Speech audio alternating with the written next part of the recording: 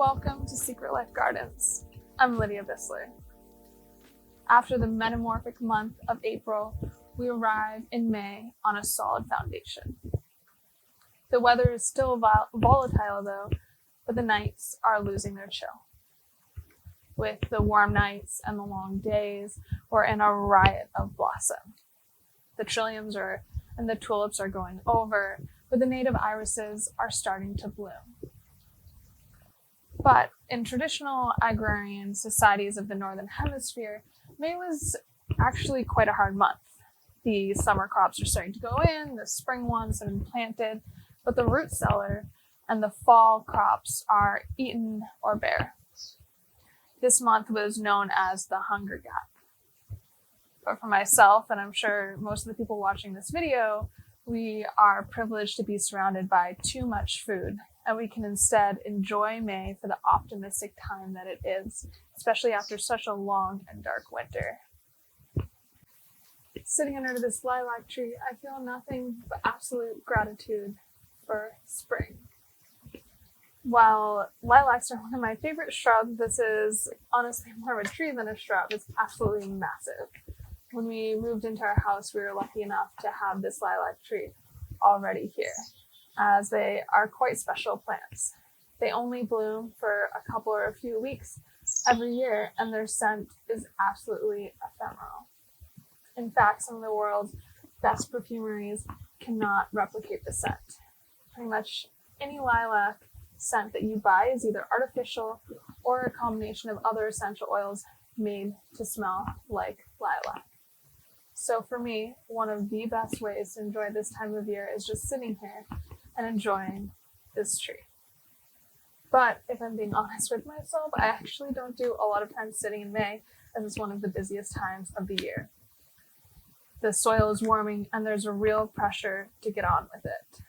Some of my fastest fruiting tomatoes take about 65 days to fruit. But before I plant any of my fruiting plants, I'll actually start to plant my bean seeds first, as they take a little bit more time since you're putting them in from seed.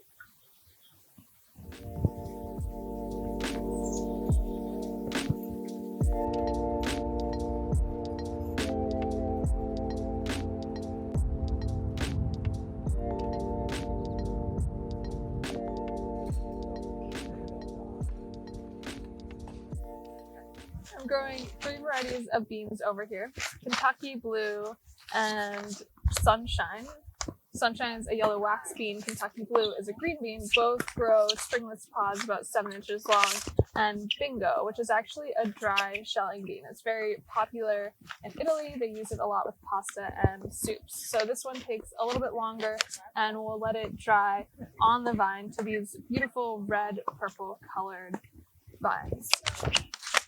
So you just go ahead and pop these in. I'm going to space them about every 2 inches apart and plant them about 1 inch deep. And then I'll come back in a few weeks and I'll thin them to about 4 inches apart. Okay, so you can take your bean and put it in the ground either using your finger, or you can use some sort of implement just to get it down. Usually the rule of thumb with larger seeds is you want them to be about twice as deep as the actual length of the seed itself. So I'm just popping them in here. Somewhat close, but like I said, I'm going to come in and thin these out, so not a big deal. Plus, sometimes little animals like to get in here and eat some of these guys up. Peas and beans are both vulnerable to birds when they start.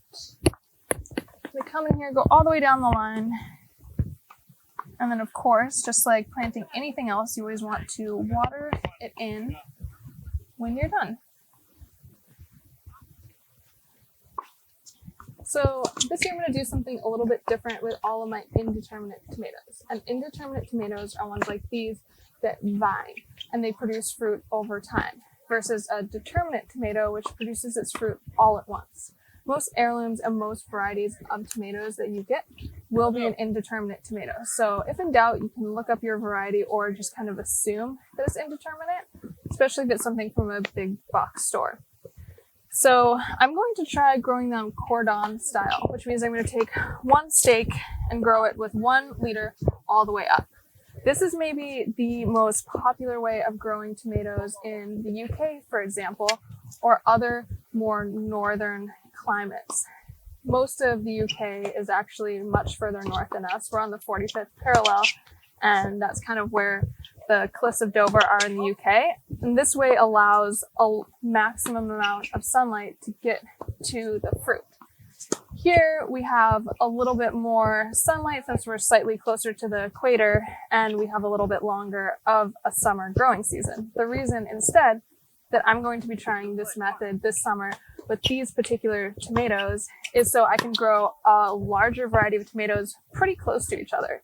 You'll see here these are spaced about a foot and a half apart versus my determinate tomatoes that I will grow in cages, which you see more here in the US, and that you need to space about 2.5 feet apart.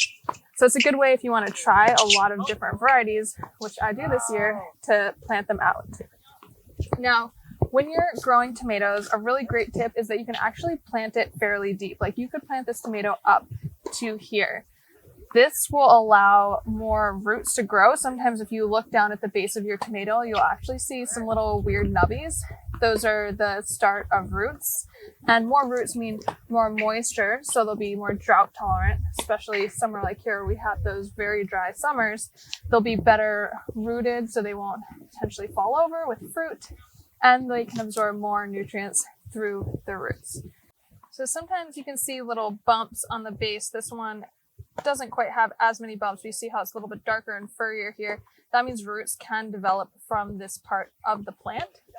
So I'm going to pop it out. You'll see these nice roots here. This is a great stage to plant a tomato. Get nice and deep in here. Pop it on in and then cover it up. You don't need to worry about if some of the leaves are buried or anything like that. It doesn't matter. And then of course you're going to water it in. The other thing that you want to do when you plant your tomato is stake it right away so you don't damage roots further on. So kind of missing that root ball that you just planted, pop your stake in there, tie it up, being careful not to tie it too tight and damage the stem. And then as this tomato grows, I'm going to pinch out any suckers. Now suckers grow in between the leaf and the stem. So eventually here, you can just barely see it, there's a tiny bud. Eventually, indeterminate tomatoes will try to grow a sucker here. So just with your hands, you'll pluck that out and then keep this main central leader here growing all the way up. I'll tie it in as it grows up, and then I'll get lots of tomatoes to enjoy later this summer.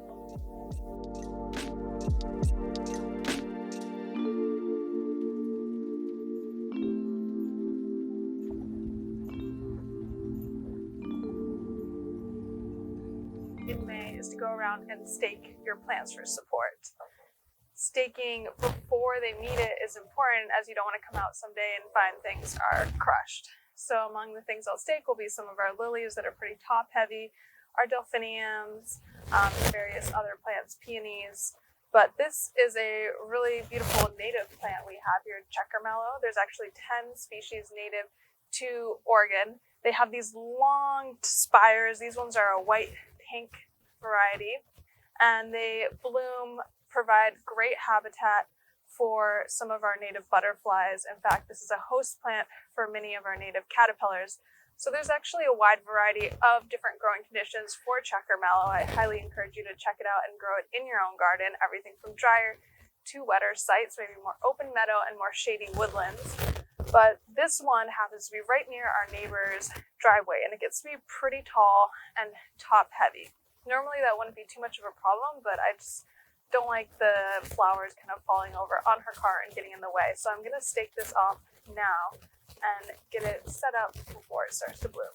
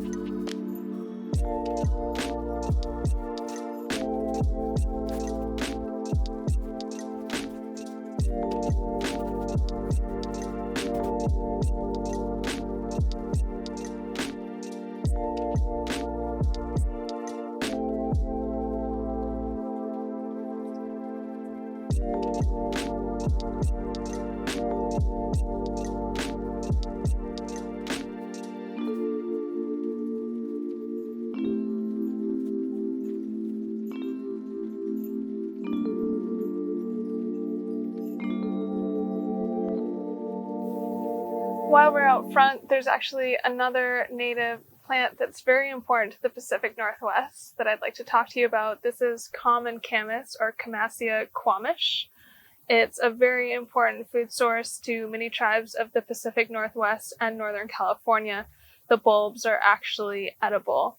Tribes would do controlled burns to create more preferred habitat for this type of camas, which is white oak. It's actually one of the most endangered types of ecosystems in the Portland area. Douglas firs tend to grow more readily unless there's fire. So fire is a very important part of our ecosystem here. And the native people would do controlled burns to create white oak habitat and get rid of Douglas fir so more camas would grow. The bulbs are the edible part. I've personally never foraged and eaten camas before. We don't have a lot of camas growing here in our yard, so instead we are growing it for the native pollinators. But if you do eat it, please be sure to identify it very carefully and always harvest it when it's in bloom, as there is a very deadly lookalike called death camas, which has white flowers that look quite different from this, but the bulbs look exactly the same. And then if you were going to eat it, you do need to cook it for a long period of time. It's filled with inulin, so just like an onion, you need to cook it low and slow to get that nice sweet flavor. But I've been told it tastes like a sweet potato and it's absolutely delicious.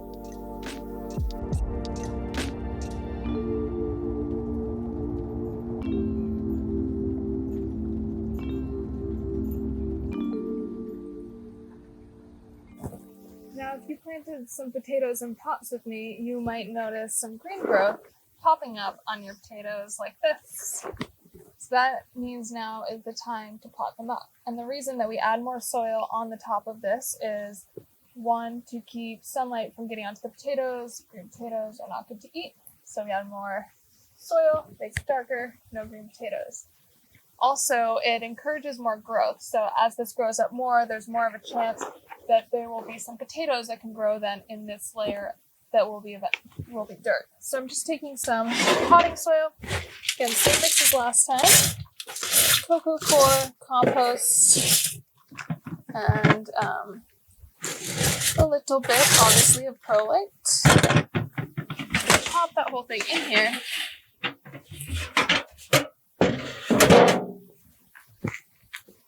And then I will obviously water this in.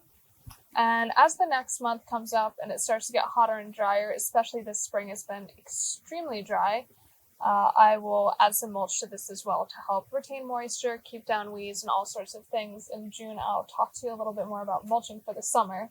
But for now, weirdly enough, even though we're just getting into the swing of spring, it's actually time to think about starting your fall vegetables from seed, if that is something that you do. And I do encourage that. It's a more affordable way to get a lot of vegetables and get a wider variety of vegetables. So in the basement, I've actually already started a good bit of some of those longer growing crops for fall. That includes purple sprouting broccoli, which is absolutely delicious. I highly recommend it. Some varieties of cabbage, some leeks, and Brussels sprouts, which do take quite a while to grow out. This week, I'll be starting some additional fall vegetables. That includes things like Swiss chard, kale, and then a vegetable called Lilacs. It's a new variety. It's kind of like mini cabbages on a Brussels sprout stalk, but like more frilly. And I totally failed growing them last year, so this year I'm going to give it another try.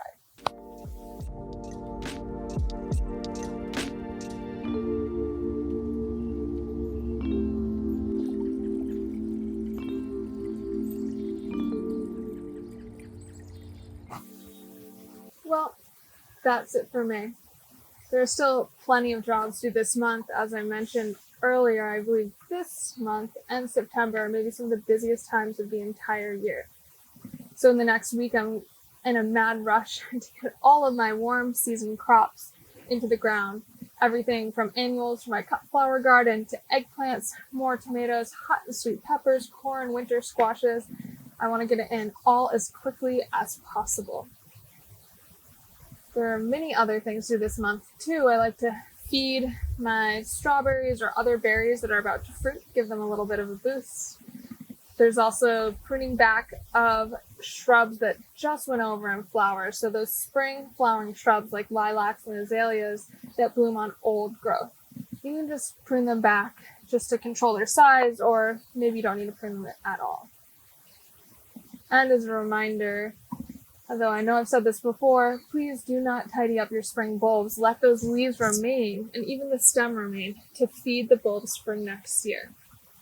There is maybe one tiny exception here, and that's not to cut back the stem, but if you would like, you may snap off with your fingers the seed head that's forming on maybe your tulip or your narcissus daffodils. The reason you would do that, for example, the reason we are doing that in the backyard, is that we want the bulb to be fed instead of the seeds spreading. So that will hopefully encourage a stronger show of flowers for the next year. In the front, though, I'm just letting everything go to seed, and hopefully it'll spread and naturalize throughout the garden. Don't forget to take some time, though, amongst all of these jobs in this busy season, to just enjoy spring. Go out, spend some time under your favorite tree, and I will see you in June.